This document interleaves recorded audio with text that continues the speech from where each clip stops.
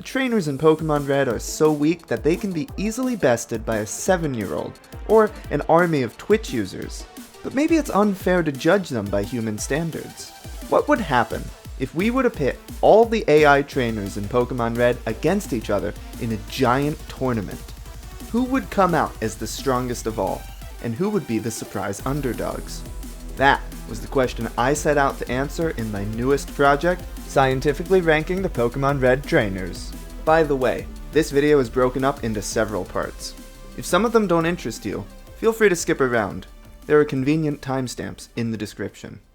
First, let's talk briefly about how the AI in the Gen 1 Pokémon games actually works. There are 391 trainers coded in the game, and they all follow the same basic AI. Each turn they start by picking a move. Each of the up to 4 moves they can choose from starts with a priority value of 10. The lower the number, the higher the priority.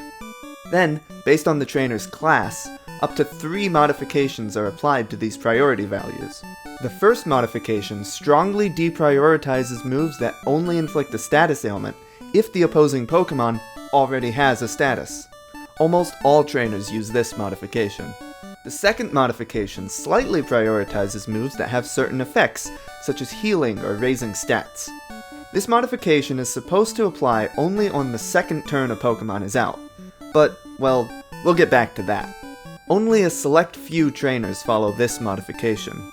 The third and final modification slightly prioritizes moves that are super effective. However, this calculation is a bit primitive.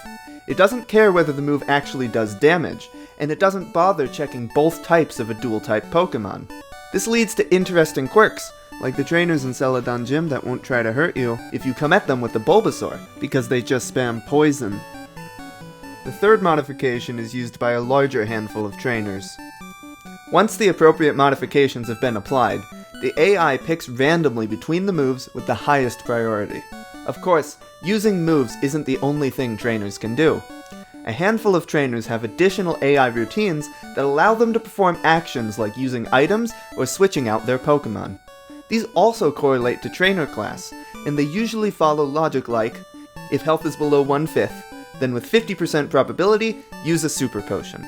Otherwise, use the selected move. These actions can be done a limited number of times, which resets when switching out.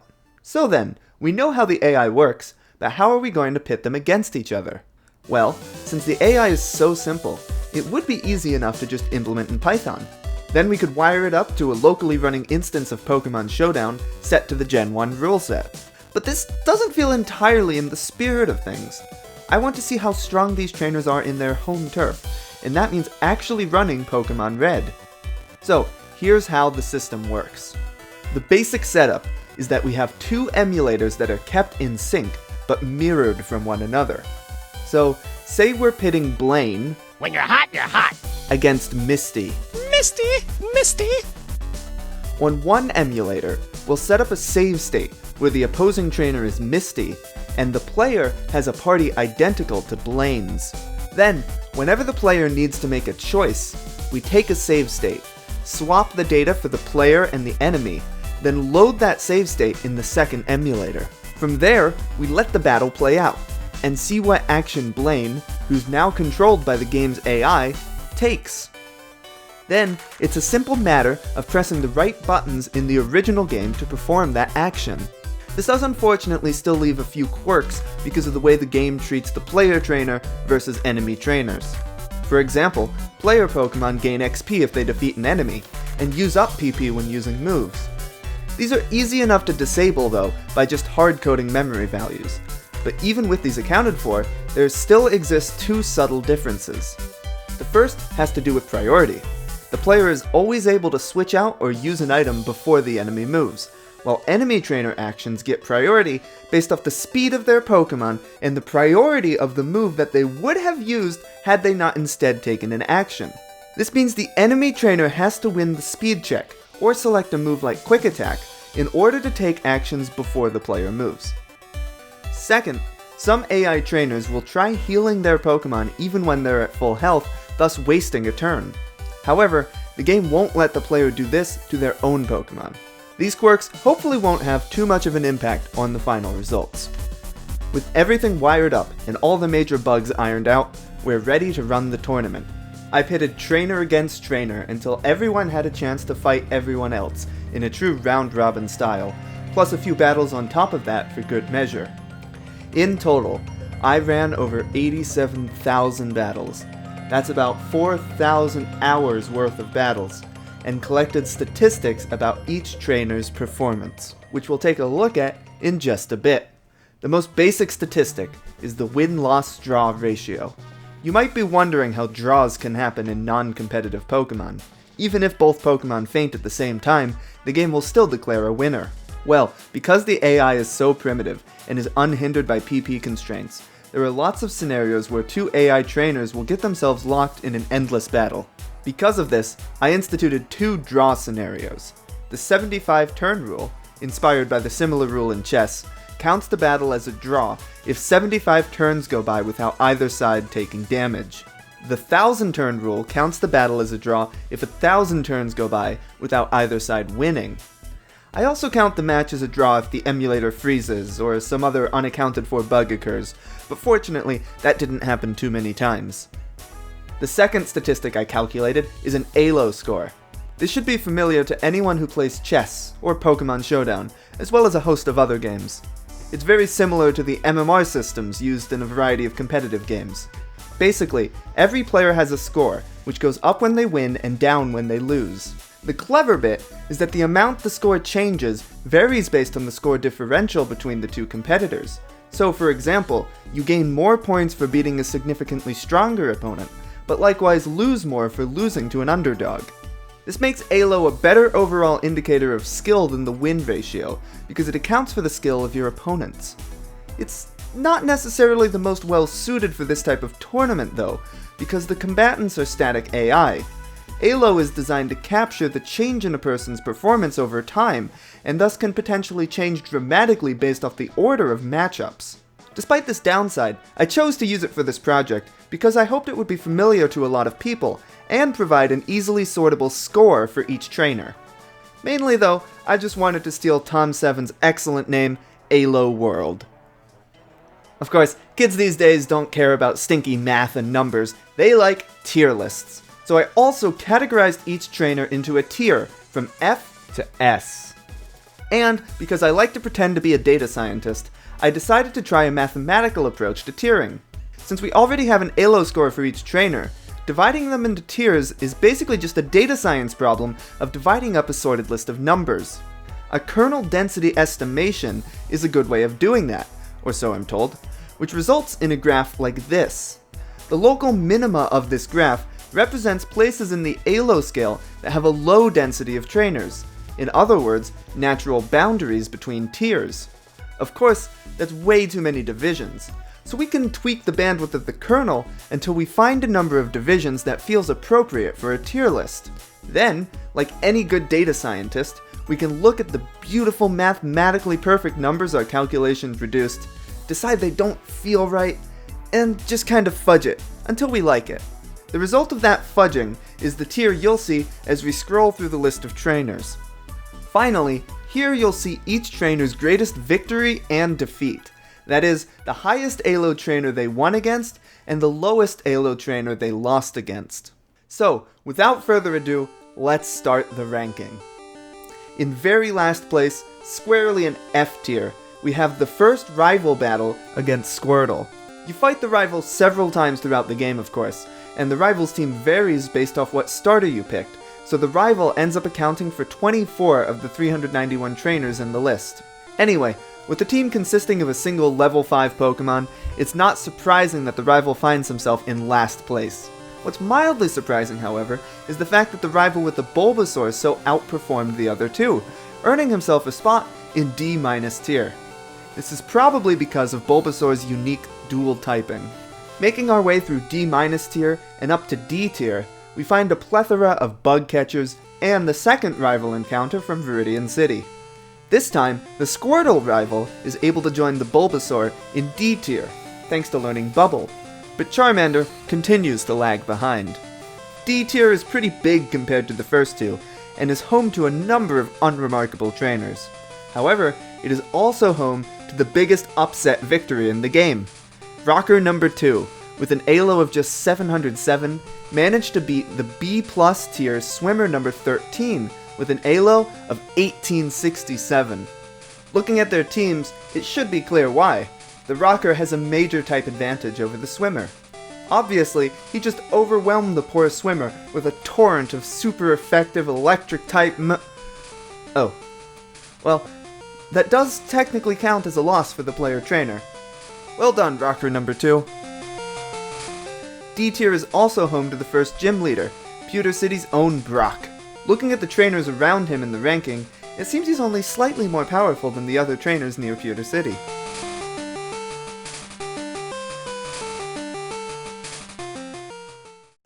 In C- tier, we find the green fight from Cerulean City. As you can see, Bulbasaur is maintaining its lead in the rival starter rankings. Near the top of C+ tier, we find a trainer with a rather unique strategy, the Juggler. The Juggler is one of the few classes that will actually switch out their Pokemon. Female cool trainers, for example, will do this with some forethought. They'll have a chance of switching out if their Pokemon's HP is low. The Juggler is much simpler. They'll just switch out every turn with a 25% chance. I believe this is what the kids call a big brain strategy. Unfortunately for Juggler number 5 though, this didn't quite pay off, and we find a Victory Road trainer down here with the SSN scrubs. Except, no, that analysis is not entirely correct. This particular Juggler's failing had nothing to do with switching out Pokemon too often. As you can see, he doesn't even have a Pokemon to switch to. His problem is that his lone Mr. Mime has only a single attacking move, Double Slap. Not the most effective strategy either.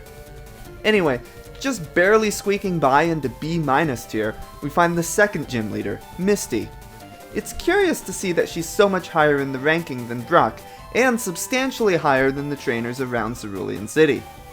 Around the middle of B- tier, we find Beauty number 10, who is notable for partaking in the longest battle I caught on video, one of only 4 battles in the entire tournament to end in a draw by the 1,000-turn limit. Her opponent was last number 5 from back in D tier. With her level 29 Bulbasaur and Ivysaur, you'd think the Beauty would be sure to win, but alas, Oddish is Grass Poison type, so the Beauty just spends the entire battle trying to use Poison Powder on it to no avail. Meanwhile, the Oddish is spamming Absorb, which seems to be missing pretty often for a 100% accuracy move. In fact, it's not missing, but instead dealing 0 damage, which the Gen 1 games register as a miss. With neither side doing any damage, the battle would normally end by the 75-turn rule. But once in a while, Oddish is able to pull off a critical hit, dealing 1 damage at a time to Ivysaur and resetting the 75-turn counter. This battle went on for an hour and 20 minutes before being cut short by the 1,000-turn rule. My condolences to the last. She surely would have won if it weren't for that. Eventually, anyway. In B- tier we also find Lieutenant Surge, perhaps surprisingly not dramatically higher in the ranking than Misty.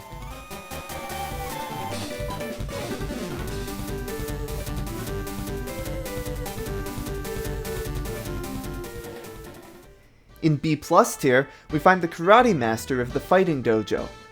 You know, B+ seems a bit low for someone vying for the title of Saffron City Gym Leader.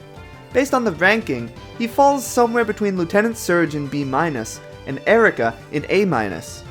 His competitor, Sabrina, is nowhere to be seen. Well, we'll get back to Sabrina. Speaking of Erica, here she is now. A- is a pretty respectable rank for the Celadon City Gym Leader. But what's this? Oh no, poor Lorelei. Who would have thought we'd see a member of the Elite Four all the way down here? Battles against Lorelei follow a predictable pattern.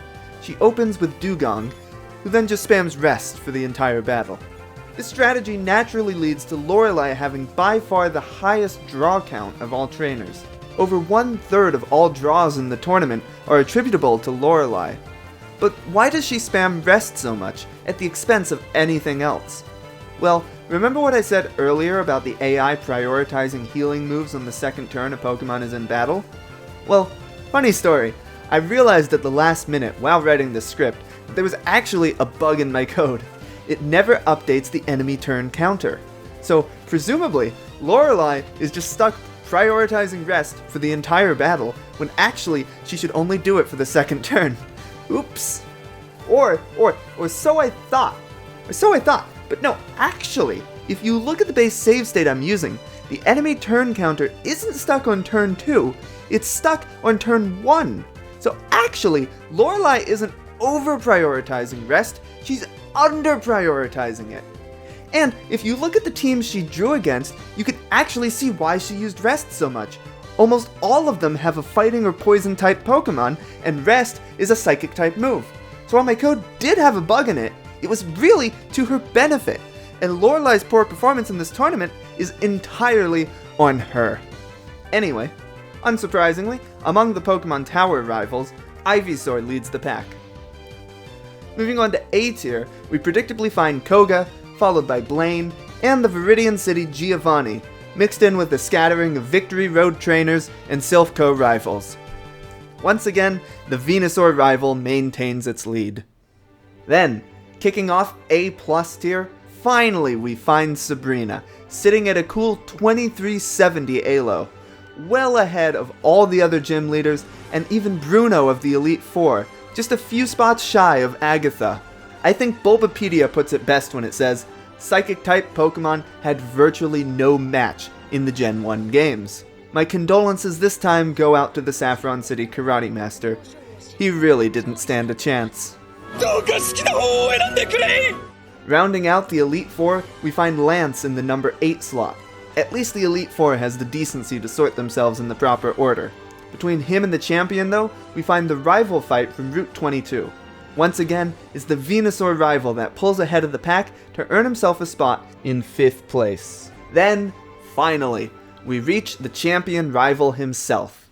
In 4th place, with 2516 Elo, it's the Venusaur champion, who in a shocking upset was unable to maintain his otherwise consistent lead in the very end. In 3rd, with 2527, the Blastoise champion. And finally, in 2nd place, with an impressive 2534 Elo, it's the Charizard champion. Wait, 2nd place? Yes, my friends, there is a trainer that beats out even the champion rival. Standing alone in S tier, with 2559 Elo, the undisputed strongest trainer in all of Pokémon Red is Professor Oak with a Blastoise. Now, I won't blame you if you don't remember the Professor Oak fight in Pokémon Red. It never actually appears in the game, but in the game's data is a full set of rosters for 3 Professor Oak fights, in each case using the fully evolved starter left behind by you and your rival. This fight was probably meant to be a post-game true final boss that got cut at some point in development. It's a shame, because the data shows Professor Oak would have been a truly formidable opponent. Before we wrap up, there's just one more fun graph I want to show you. So far, we've been looking at trainers in order of their Elo, but we could also look at them in the order you fight them in the actual game. The x-axis in this graph shows the order each trainer is fought based off Bulbapedia's walkthrough of Pokémon Red, and the y-axis shows Elo. This graph is a ton of fun to stare at, and there's lots of interesting things to see. First off, it trends upwards, which is a pretty good sign that we're doing something right with our methodology. Moreover, all the gym leaders in rival fights stand out above the rest of the pack, clearly indicating their superior strength. It's also easy to spot the trainers who hugely underperform, like Scientist number 5 from Silph, whose party consists of a single Electrode with self-destruct, or Fishers number 9 and 11, who have teams of just Magikarp. Perhaps the most interesting thing about this graph is the way it levels off towards the middle. This corresponds with the branching path in the middle of the game, where you can choose to fight either Koga or Sabrina first.